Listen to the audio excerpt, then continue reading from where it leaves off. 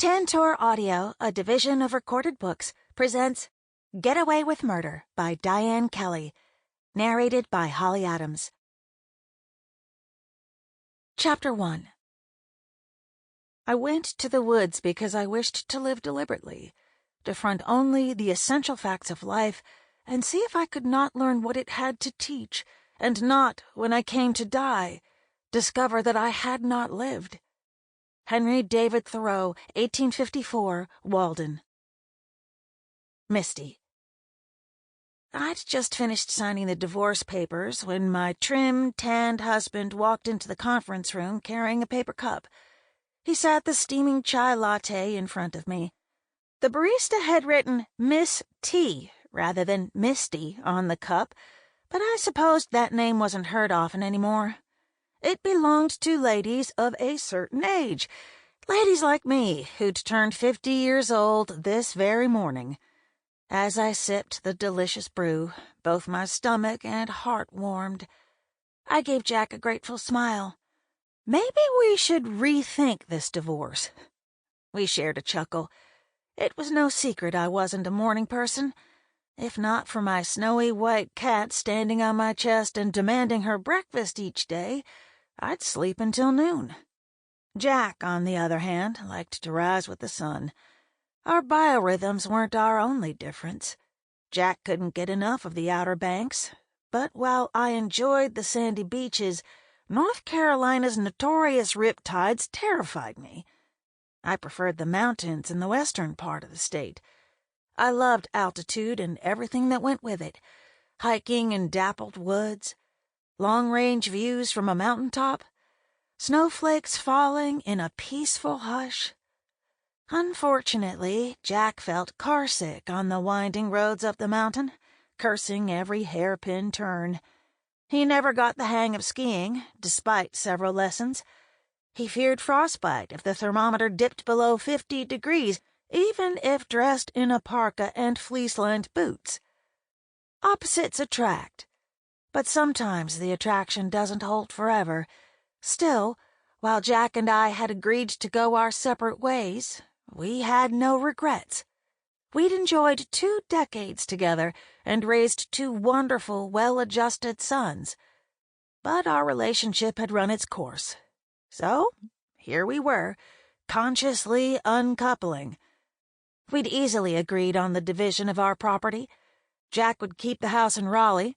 I'd get the anniversary clock we'd bought to celebrate our first year of marriage, plus the investment accounts.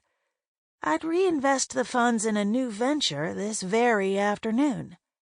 Mitchell, our younger son, sat at the table with us, playing games on his phone while Jack signed the paperwork. Both boys had my pale, freckled skin, dark brown hair, and hazel eyes, but their physique was all Jack, tall and lean. My body was rounder and softer, more so each year despite brisk daily walks. But if the price of aging was a few extra pounds, I'd gladly pay it. Growing old had its downsides, but it sure beat the alternative. I turned to Mitch. Good thing you're grown, so we don't have to fight over you. I'd let you have him, Jack teased, and all his laundry, too. Mitch rolled his eyes. He knew Jack and I couldn't be prouder of him and his brother. Both had been honor students in high school and members of the marching band. They'd landed in occasional trouble that could be chalked up to kids being kids, but who'd want a perfect kid anyway? I was glad they had minds of their own. While our older son, Jack Jr., or JJ, was a sophomore at Duke, Mitch would start his first year at the University of North Carolina in Chapel Hill very soon. In fact, once we finished here, Jack and I would move Mitch into his dorm. It was mid-August, and classes would begin in just a few days. Fortunately, our boys had been neither surprised nor upset when we'd told them we were calling it quits. JJ had put it best when he'd said, "You two seem more like roommates than a couple." He wasn't wrong. I couldn't even remember the last time Jack and I had engaged in marital relations. Maybe after his office holiday party last December? But even though our marriage didn't last, we'd always hold a special place in each other's hearts. Jack finished signing and set the pen down. Our mission here complete, we thanked the attorneys and stood to go. An hour later, the three of us were in Mitchell's dorm room. I made my son's bed for what I both hoped and feared was the last time. While tears filled my eyes, Mitch champed at the bit, wanting his parents to leave so he could stroll the halls and meet the other new Tar Heels. I wiped a tear from my cheek, plumped his pillow, and glanced around to determine if we'd forgotten anything. "Where's your phone charger?" "Right here." Mitch pulled the cord from the front pocket of his jeans. I took it from him and plugged it in at his desk. "Keep your phone charged. I worry when I can't reach you." My son groaned. "Trust me, I know." It was Jack's turn to question him now. "Got your electric toothbrush?" "Yes," Mitch snapped. 5 tubes of toothpaste, too, enough for the whole semester." Jack worked in sales for a dental equipment supplier. "What about floss?" Rather than answer his dad, Mitch pointed to the door. "Go." I stepped toward him, not without a goodbye kiss. He made a gagging sound, but suffered through me giving him a peck on the cheek. Jack ruffled his hair. "Stay out of trouble, dude." Jack and I stopped at our cars in the parking lot, and he turned to me. "Your birthday gift is waiting for you at the lodge." "What is it?" Jack was a famously thoughtful gift-giver, always finding the perfect thing. Over the years, he'd surprised me with a seat warmer for my car for ski trips with the boys, high-powered binoculars to enjoy the birds and views on my hikes, and a pair of spiky metal crampons to attach to my snow boots so I wouldn't slip on the ice. He grinned. "You'll see." He stepped forward and enveloped me in a tight hug. I hugged him back, my throat tight with emotion. "There's no one I'd rather be leaving." Taking my words in the spirit intended, he concurred. "We had a darn good ride." He cleared his throat, overcome with feelings, too. After a last squeeze, we released each other. As Jack headed off on sales calls, I swung by the house to round up Baroness Blizzard. My boys nicknamed her Yeti for her ice-blue eyes and bountiful white fur. She'd skitter off if I grabbed at her, so instead I crouched and held out a treat. "Here, girl. It's tuna, your favorite." She swished her tail and eyed me suspiciously. I raised the treat to my mouth. "If you don't want it, I'll eat it." Her smug expression said, "Go ahead, eat it, I dare you." She'd called my bluff. As I reached for her, she leaped off the couch and bolted. Luckily, I'd had the foresight to close all the doors. She found herself trapped at the end of the hall. I snatched her up, squashed the wriggling cat against my chest, and ran for her carrier. I shoved her in, tossed the treat in after her, and fastened the lock. Off we go. Chapter 2. All good things are wild and free. Henry David Thoreau, Walking, 1862, The Atlantic. Yeti. How dare Misty shove me into this box? Normally, being forced into the carrier meant Yeti would be taken to the veterinarian for poking and prodding. But surely they'd passed the vet's office by now. Misty had slid a plush mouse through the bars, too. But the cat wouldn't fall for the ploy, no matter how strongly the nip called to her. She refused to be kidnapped and catnipped. Yeti put her front paws on the bars and raised up to look out the window. All she could see were trees. If Misty thought she could cart Yeti off to who knows where without getting an earful, the woman was sorely mistaken. Yeti gave Misty a piece of her mind. Meow! When Misty failed to respond, Yeti escalated the conversation. Shh!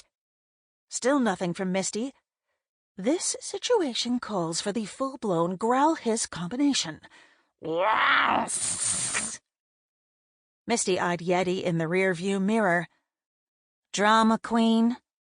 Though Yeti didn't know precisely what the words meant, she could tell from the tone she'd been summarily dismissed.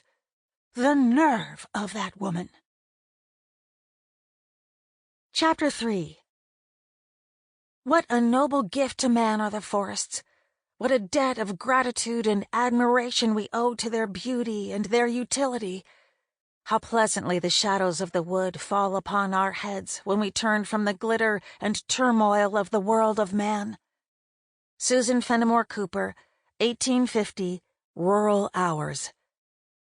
Misty. 3 hours, 175 miles, 5,000 feet in elevation, and a 15-degree drop in temperature later, I was making my way into the Blue Ridge Mountains of northwestern North Carolina. I'd stopped briefly in Boone to sign more legal documents and pick up the keys to the mountain lodge I'd purchased. The Watauga River tumbled alongside the road, the tumultuous water topped with whitecaps, fueled by a recent downpour. After turning on to the winding road that would take us to the mountaintop, I switched into a lower gear to increase power to the engine. My ears popped as we weaved our way up the steep switchbacks. Finally, we reached the pinnacle, flattened out temporarily, and cruised past the business district and the sign declaring Beech Mountain's claim to fame as the highest American town east of the Rockies. My dashboard clock read 6:03 as I started down the backside of the mountain, approaching my destination. The air vents delivered the delicious aroma of the all-day, all-you-can-eat pancakes offered by the greasy griddle diner across from the lodge. My heart soared like the hawks above as I turned into the parking lot. With wings stretched out on either side of a vaulted foyer, the log cabin-style lodge appeared to be welcoming me into an embrace. Though the hotel had been built in the 1950s, the traditional style was timeless. My parents brought me and my siblings here dozens of times on family vacations when I was young. I'd stayed here on college ski trips, too. Jack and I even spent half of our honeymoon here. We'd spent the other half at the shore, climbing the lighthouse in Hatteras and strolling the beach. Once the boys were born, we'd carried on the tradition and brought them up the mountain for hiking and river rafting in the summers, and sledding, snowboarding, and snowball fights in the winters. Throughout my childhood and up to my mid-40s, the place had been operated as the Ridgeview Inn by a jovial married couple. When they'd retired 5 years ago, they'd turned the place over to their shiftless grandson who had little interest in the inn and no head for business. No wonder the lodge ended up in the red. There were several other hotels for sale in the area, too, some of which had gone out of business and languished on the market. Only a handful of inns still operated successfully. With the rise of internet sites like Airbnb and Vrbo, the vacation lodging market had changed. There were plenty of privately owned rental properties available, cabins and condos with full kitchens and multiple bedrooms where families and friends could spread out. With listings easily searched online, competition for guests was stiff. What's more, weather could severely impact tourist traffic. A bad year for snow meant fewer skiers.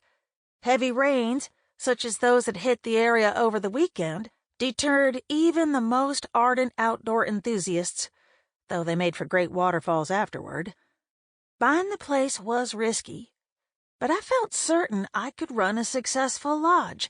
I knew the place, the property, and the people well. I knew why vacationers up and down the eastern seaboard chose to come here. I had no doubt I could turn things around. To that end, I'd developed a targeted marketing plan. While cabins and condos offered certain amenities, they didn't offer a central meeting space or the ability for groups to stay together in immediate proximity. Rather than merely hope individual guests would register for rooms on my website, I planned to actively seek out groups who would enjoy having the lodge to themselves, taking it over as their home base for days at a time. I planned to get in touch with regional hiking clubs, ski clubs, bird-watching groups, you name it.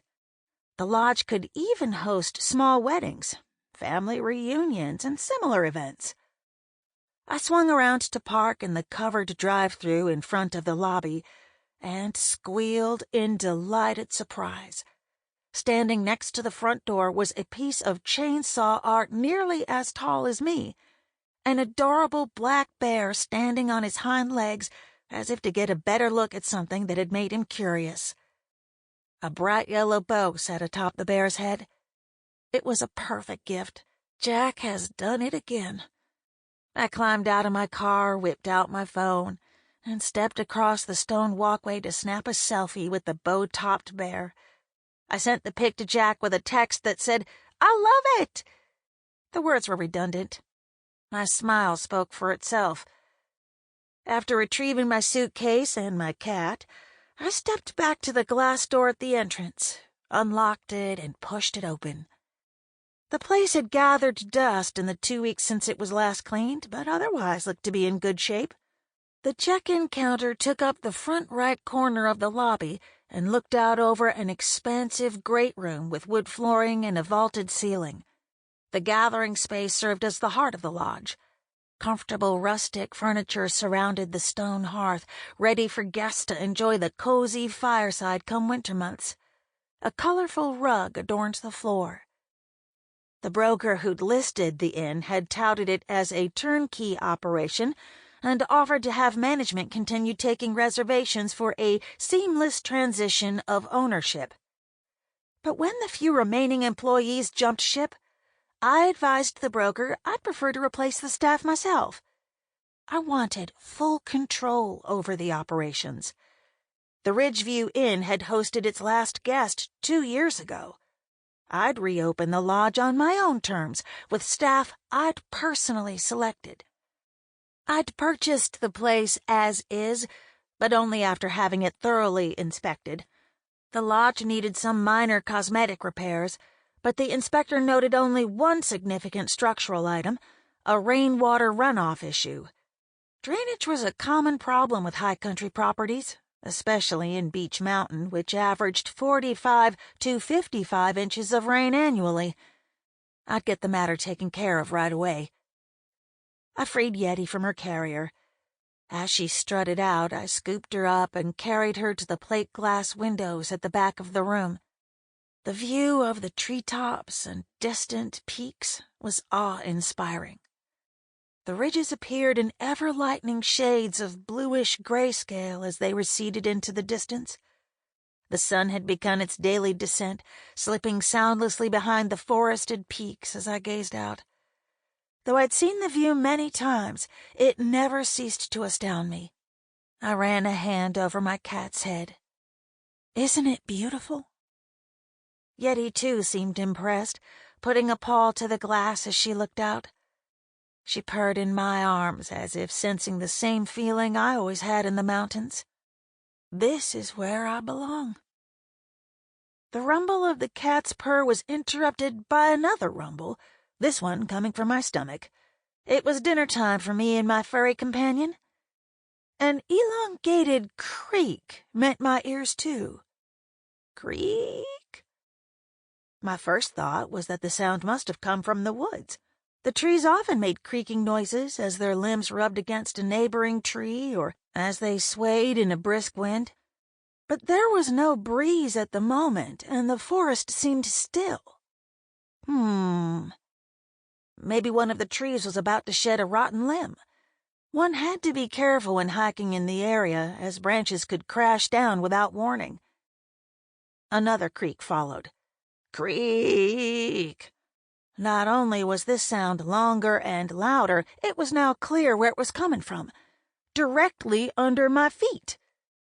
I'd just looked down when, woof, the floor dropped several inches. Clutching Yeti, I toppled forward and smacked my forehead against the window frame. At the same time, a crack appeared at the bottom of the glass, shooting up. Yeti clawed her way over my shoulder, her nails scratching first my skin, then the wood floors as she scrambled to hide under the sofa. I put my hand on the window frame and pushed myself back onto more solid flooring. A gap appeared between the bottom of the window and the frame. The back of the great room had collapsed. That minor drainage problem was now a major drainage problem. Darn that weekend storm! I left Yeti cowering under the sofa and exited the lodge. The shifting foundation had cracked the front window, too. Ugh! I circled around to the back of the inn to assess the damage.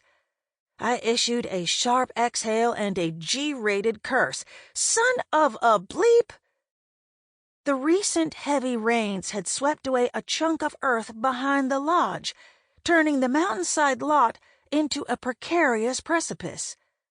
Without dirt to hold it in place, a support beam had collapsed under the great room. The wings of the inn, which had seemed to welcome me only moments before, now looked like the arms of a person desperately clinging to the cliff. Even Yeti seemed to realize the place was in peril. She'd emerged from under the couch and stood in the back window, looking out at me, her tail twitching in agitation. I closed my eyes and groaned. I'd just broken free from the bonds of a dying marriage, only to shackle myself to a dilapidated lodge. What had I been thinking? I'd romanticized the idea of owning the inn, bought it out of nostalgia in an attempt to hold on to the past. But now, the reality of owning the lodge rolled over me like so many rough-hewn logs. Have I just made a huge mistake? Maybe hot flashes had fried my brain. I could only hope the lodge wouldn't slide off the cliff tonight and take me and Yeti with it. I walked the length of the inn, crouching several times to visually examine the foundations under both wings. Fortunately, my closer inspection confirmed the wings were on solid footing. Unlike the great room, they rested on bedrock rather than dirt. I went back inside and headed to the registration desk. Yeti skittered ahead of me, jumped onto the counter, and sashayed across it to the plastic sign that read, "No pets." She paused and eyed it. If I didn't know better, I'd think she was reading the sign. She lifted her tiny pink nose as if in indignation and raised her paw, swiping the sign off the counter and into the wastebasket below. I reached out and ruffled her ears. Thanks, girl. The no pets policy was the first change I'd planned to make. I circled around the counter and pushed through the swing gate to access the area behind the desk. There were 2 workstations, each with a desktop computer and padded stool. Between the stations was a locked drawer divided into numbered compartments for the guest room keys, as well as master keys for the staff to access guest rooms, storage areas, and the housekeeping closet. The lodge had just 20 guest rooms, but that was a plus in my opinion. A modest operation would be easier to manage on my own and make for a boutique experience for guests. I unlocked the drawer and fingered the keys. As many times as I'd stayed at the property over my lifetime, I'd likely slept in every guest room. The place had been my home away from home. Now it would simply be my home.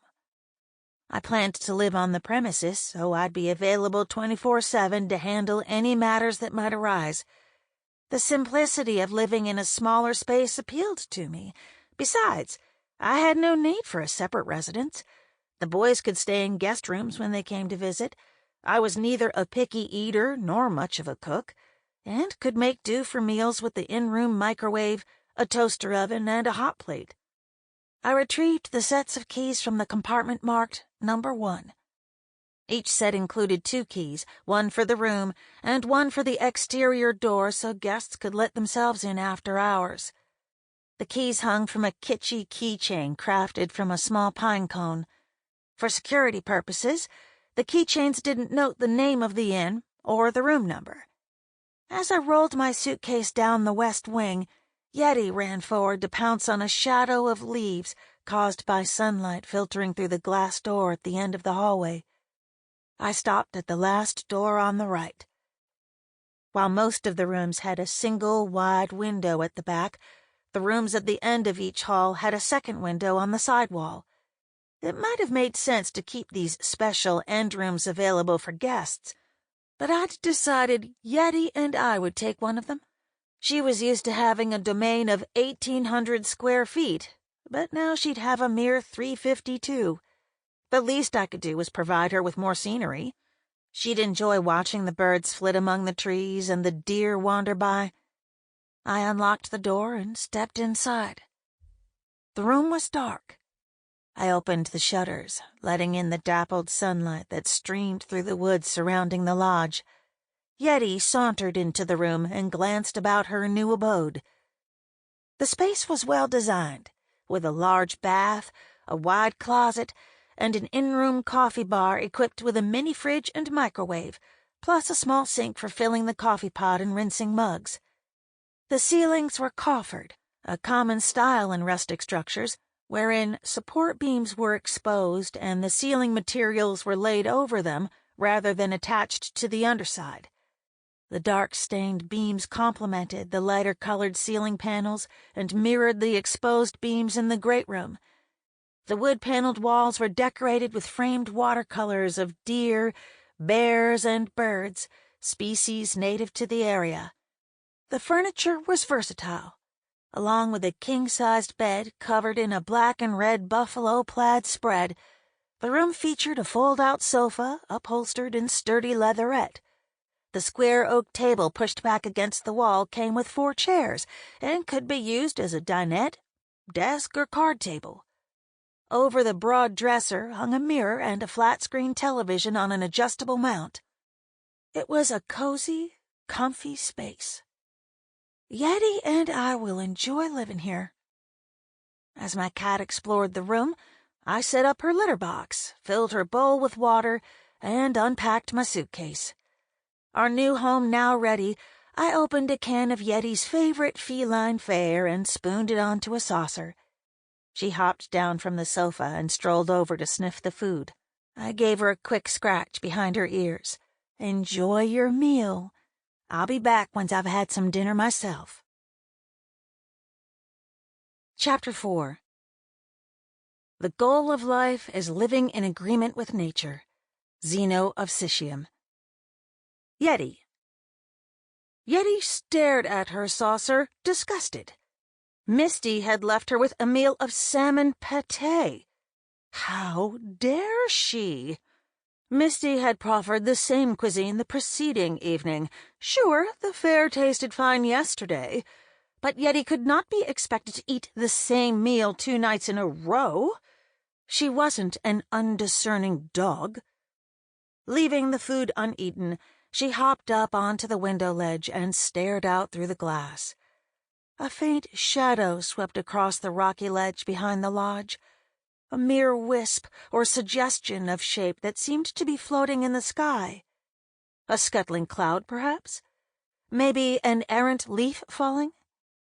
A moment later, the wisp darkened into a wide, winged shadow as the creature forming it descended, as if to see whether the cat in the window might make a suitable snack. Hawk! Instinct seized control. Yeti sprang from the sill and skittered under the bed. What is this horrid place Misty has dragged me to? Chapter 5. I love places that make you realize how tiny your problems are. Unknown. Misty. Weighted with worry, I headed across the parking lot to the Greasy Griddle. I needed comfort food stat. The classic diner sported shiny aluminum siding, black and white checkered floors, and red vinyl booths. A sign on a stand inside the door invited me to seat myself. I chose a stool at the far end of the counter. I might be 50 now, but I still found it fun to spin and swivel. I could certainly use a little fun right now. How much will the damage at the lodge set me back? It was a weeknight, and schools were back in session, putting an end to the summer tourist traffic. Even so, the diner did a brisk business, bustling with vacationers and locals alike. I was the latter now. A local. One of the few who lived in the mountains year-round. The same bright-eyed, dark-skinned woman I'd seen before was running the place, as usual. She made her way down and gave me a warm smile. "Welcome back to the Greasy Griddle. What can I get you to drink?" She'd recognized me, too. Not a surprise, I suppose, given how many times I'd eaten at the place over the years. "Coffee, please." She eyed me, her smile Sample complete. Ready to continue?